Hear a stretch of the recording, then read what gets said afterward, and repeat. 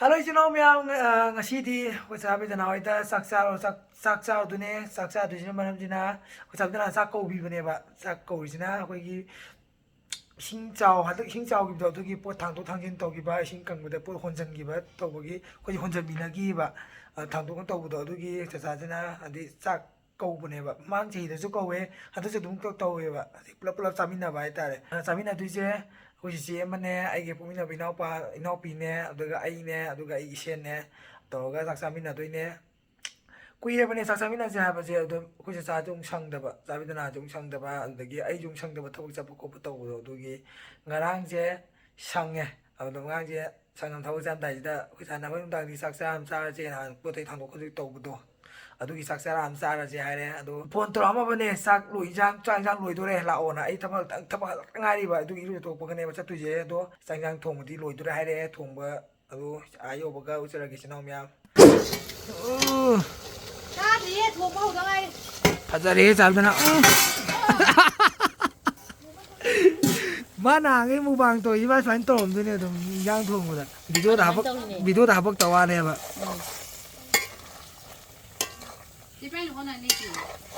con đọc salo này lấy hay nè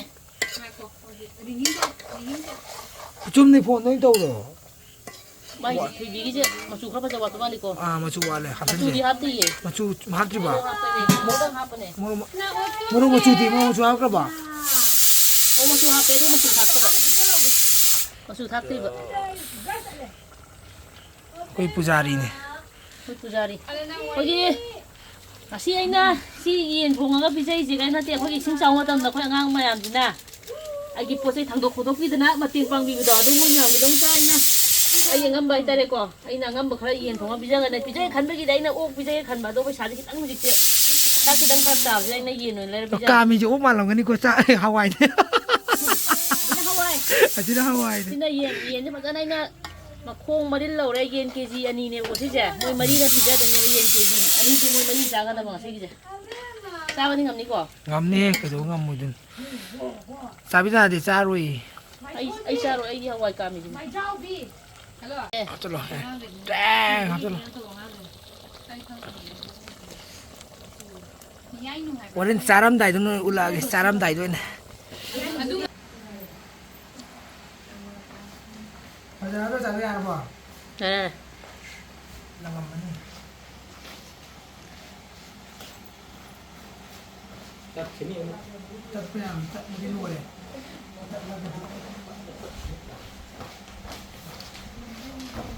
Ma'am, kali sa meron tayo si hindi umuro.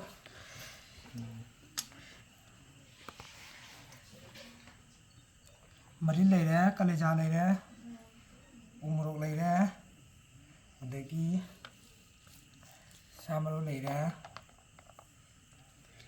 sanam lay na. Apa pun saya lagi, loh.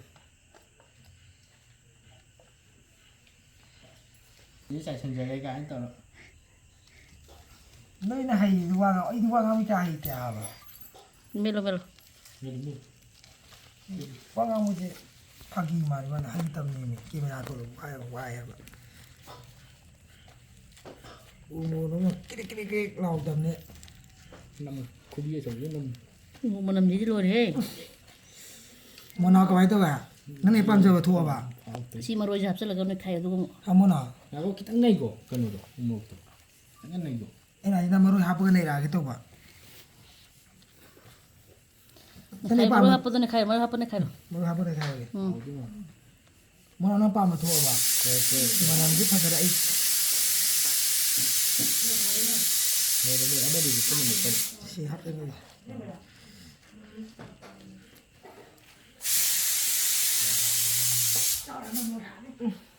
Nè cái video này mới tàu này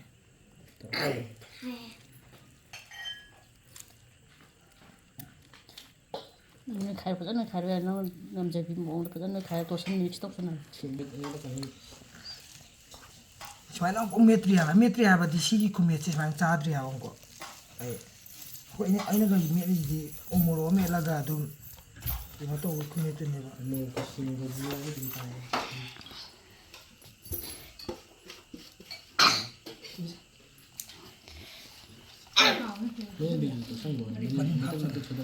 아니 다들 로나 합정 상상 나 야고 마요 저네 어디 뭐 나온다래 어디야 뭐 나온다 드는 거는 알아고 머리인데 뭐 나온다래 봐 톰남브레 톰남 들어가 톰 아빠가 된 톰남브레 이거 잖아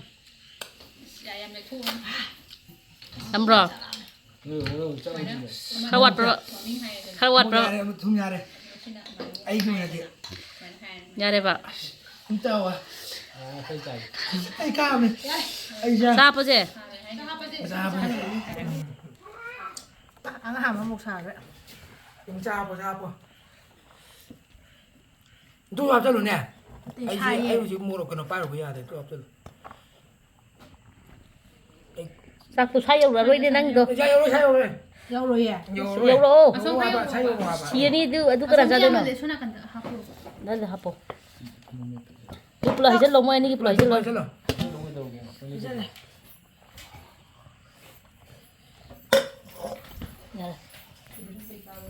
lagi nang hợp rồi nó em chỉ là Hawai chấm là thuồng bên nè thì ai sao biết là xin cha ni mà là chấm rồi nè Hawai chấm là thuồng nhé chỉ là cái mèo gì yên ngâu bên nè mà cân này cái nếp lông ngâu đấy salad này đấy mì sinh chu này đấy chỉ là mấy gravy này đang lâu thô bên nè Không biết đi ngầm này.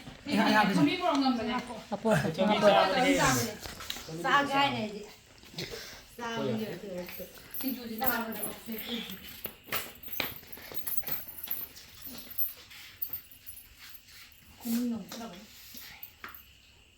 bố dâu kìa cái này thì bao giờ hay được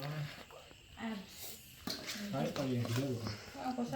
bố dâu bị thùng nào cũng biết rồi 하포나 아두마 하고 사이드마 하고. Mấy ai ta mà hạp bỏ. Rồi cho nhà cả đám mà hạp bỏ. 소담가 하고. Cho nhà hạp bỏ. 님이나 왜 이래? Thì lúc thì mới cha rồi là hồ rồi này. nhà anh thà bị ở đây thầm bia thầm rồi bị mà thằng ta sao tôi gì cái thằng này cái đó đây thầm ô Thằng ngủ thì hai thằng mới này cái Đúng không? Cả khấn thầm rồi. thế thôi bị cái 친구 Yaya야. Cái quần làm kìa.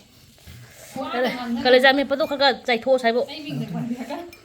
괜히 눈 펑이 가는 따들. 판 thầm hôm nay căn mặt này Á cá xin thầm. Số này ra đi sao chứ là muốn tặng nhau luôn. Các con nó tụi mày có bị sinh hay đua nhỉ? 그래 tôi hay cái quái đâu nó hay rồi thôi 아코니 플라우 해 줄로. phải hay cái tầm này 예. u 살 무용 그때. yêu tôi tôi biết năng gì thì nhà tôi à sai thân mà trên hôm qua 탐 못해 탐. ngoài đó là sai thân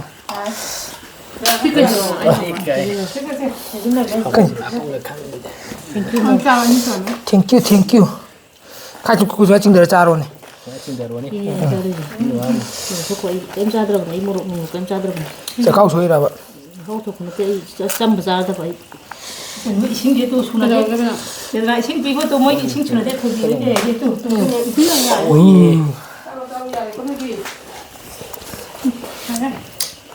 one two khâu ra cha chứ con nhộ khẩu bao nhiêu đôi đấy à tao mà cha hồi tao mà thôi khẩu bao nhiêu đôi người cũng mệt không còn thời gian gì học lên kìa hầu nhiều không bây giờ mà tôi có chả hầu là học thế ra nó sẽ qua học vào không gọi là mua à. cái chụp cái chụp học bao nhiêu đôi à ông chưa con hay là ngập không nhưng mà làm được ai cái thùng cái đó đang nghiêng rồi nhưng mà học đâu tụi nó ai cái thùng mồi chả bay nè đùa nó cái thùng đây này không điền phải 좀 해요. 로. hãy thì xin lỗi chứ gia đình được với trang gì hầu năng học tới bao mà này 강해. 하고 뭐냐? chung cái cả không mặc cái bụng chưa ai đi chụp trái ai thùng thế ai thùng làm trái thế vậy thùng bị tôi chụp ăn cái này khang nhỉ nó thùng không được vậy thùng ra được chưa nó chè ấy không phải trái gì không trong trong à 아니야. 좀 가야 되는. chụp trái quả 그래. ta để đi chắc ai như thùng làm trái bây nè bà có chụp trái 오늘 잘 오면 안 짜고 도이도 자, 이거 먼저 딱 보이가 봐. làm sẽ đi xuống thăm cái anh thăm một thằng mình tôi sẽ đuổi tôi mấy con nó người nó nó cô cứ đi làm nào ấy 사람 이런 하와이 하다 보세요. 그래서 하와이. 어이 가자. 하와이. 하와이. 하와이 봐. Cái một quả mình mới tên mình 뭐로 와라 cái bên nào 시 뭐로 와래 강대는 뭐로 와라지 루 가방 흔들고 그냥 đâu rồi hawaii hả 어 없다. Maria 필요 하와이 yên đã hawaii tàu bây giờ 여기 얘가 하와이가 야나 보지 하와이 봐 đi nữa 하와이 또 올라가 얘 복부도 하더라. 이번에 이제 하와이 동물이 제일 잡히는 베스트야 응? 보딩 항야네 저기 뜨는 거 알고 보자. mình đi hai mà đi hawaii bạn mình đi nhau rồi bị xì hawaii này 얘 mấy tổ thông một đi hawaii rồi mà đi hawaii 슈퍼판이 하 보딩 항야네 하와이 cho nên hawaii đấy 뭐 이게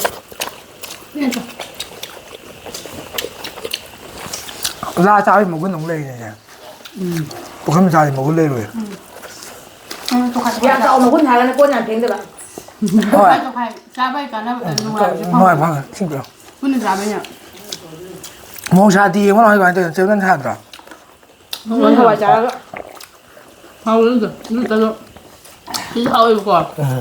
이제 자주 하와이.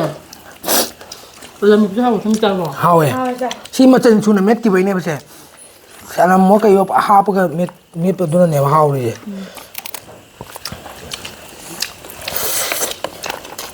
tất cả đi làm sao vui được ra bên này tham mà ra bên được mà họ luôn không được mà tôi không chịu được nào yên chưa kìa nó mà tôi không chịu được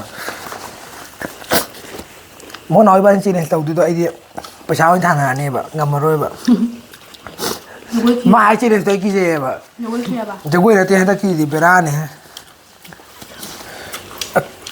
ตัวดูตัวได้ตักตะยกด้วยกับภาษาที่ยงเนี่ยป่ะมูรูกชีโอนี่มูรูกตัวตัวไอ้กับ 나도 믿어. เขาว่า 아니 ai 갈라미제 mà bị như cái nào 아니 갈라미제 chỉ muốn đi cái bà 나한테 아니 갈라미제 겹대나 때다 우목도 잡은 때봐 아이게 미라 비자기 더워 มาอีเนี่ยมูรูกตัวซาโรยตัวมีนี่มันง่าฮ่าการตัววิเลยตรงนี้ก็ดีแล้ว mà đi ngầm thì như thế มาที่งำตัวป่ะไอ้คนตัวที่ยาโรยป่ะตัว như bà đi vậy mà chỉ muốn nói vậy thôi mà nhưng kinh tế nó càng hơn được nó luôn rồi càng hay đâu kia 아용이가 만악한 바 그래 건강이야 깡 찍자 미우도 간에 만악한 바 땡뭐 생절이 하면서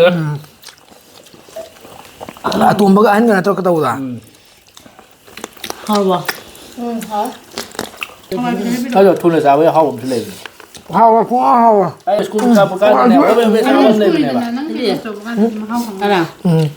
만나 한 개도 가져 เพราะว่า 번이나 버드나 เอามาถึงนั่นที่ giờ bây giờ là cháu mình ดาวชุดล้างมันก็เชื่อ 자원 강등 เขาข้างในมานาเทียบอ่ะ 내 반랑 하누만은 짝남 우라 많아. น่าล่ะ 셀렌 서웨도. 그 하고 그냥 저들이. hay tiền đang ra bên đi phải hao ใครบ่นหรอ mà nuôi gì 근데 이제 자이제 봐. 강하고 지금 사태 ยิงยิงปักก็ต้องงูตัวเอาจิ๊กไปให้จำเลยให้ละมวย 다시 이제 자이지네셔. phải hao một buổi ăn ra đi อาชิ้นไม่อันตันไหนเจ้ chết cái gì เชี่ยไอ้ยาจะไม่เจ้าเนี่ย bà chưa 먹어도 칼도 없는 거. ชิโบยาดีกว่าตัวเชี่ยงูเจ้ 어디서 가져지. em thấy mình thử bữa 아 그래 cái 가져 này ngon là được เจ้า đó là happy couple 가지 처지 가라 네가 손들고 살짝 삼거든요. ก็ผมจะอ้ำใจแล้วเนี่ย thôi được thật cận để đối nè biệt thôi hả bạn 이게 저 사람 네가 이게 맛이야. 깜짝 놀라요. 서로 깜짝깜짝이 게. nè tè đi nè tè anh còn giờ phải ra gì 깜짝이요. 사실 깜짝이요. กินเวลาผมจะเปลี่ยนจะมาพิเศษเจ้ cho nó ai quẹ hả nè ยำเจ้ากินเวลาให้กับทัพพี่แก ai quẹ hả vậy nè bạn นั่งในยำซากินไปเลย 자 옷만 봐. 옷만 봐. โอเคป่ะ 자 옷게 이거. xem nó ta lên gì mà ta 세모 잘해. mi sạc gì rồi đó 이거 살 나한테 가만히 싸워도 마시 랭드나. 제대로야 아니는 지금 다가 잘했어 오늘. 아니 아니네. 내 시도 다 투어. 왜 손도 khai 돌아 개왜 암자 후 khai mà chi 돌 리가 많나 봐도. Em phải Ê, quê hả? Yung của cha cái mà. Yung của cha cái mà thì giảm cho nào. Hầu ra nó dễ ra mà đây. Chúng ta thấy hả? 어제 확실한 거. Hầu có tôi thấy. 하나 근데 그게 그게 Nên 그래. 이탈이 좀 엄하오네. 근데 이리 깔려 자면 그냥 하고 우리 자지 오늘 깔려 자면 빨리 말로 Anh với hầu. Ta bây giờ phạt gì nữa thì tí hồi. 예전에 컴비 좀 갔네 Mà mày quê à, nó cũng thành là nó thành liền quá. Em khai lễ cái. Anh hết phúc thành liền đi. Anh xem một trang này. Anh quê Thì ở dưới khoai rồi. Em khai lễ cái. sao cũng thật là khách đi. Anh chạm phải luôn. 낭이 싸구사도가 낭나시 싸기도가 싸는 민나 강함다가 강하다 나는 싹싹해 되디 Cha bên là 그러면은 싹 강함다네 말 싹싹 강함다 má u thì này phong cái gì. 어느 가마 공지해더라. Quê mà. 근데 싹싹이 근데 Ôi trời ơi. Chứ cái này nào. Ai mi này thì quang không khăng đẹp à. 미래와 강함 강게 아이 미래디 와 강함 강게 살레 나 이런 거 들어게 Ai cái chuyện này thì mỗi xin là thôi cái bằng thôi. Ở xin nó mẹ thay đổi sẽ là cái video chứ. Bye bye.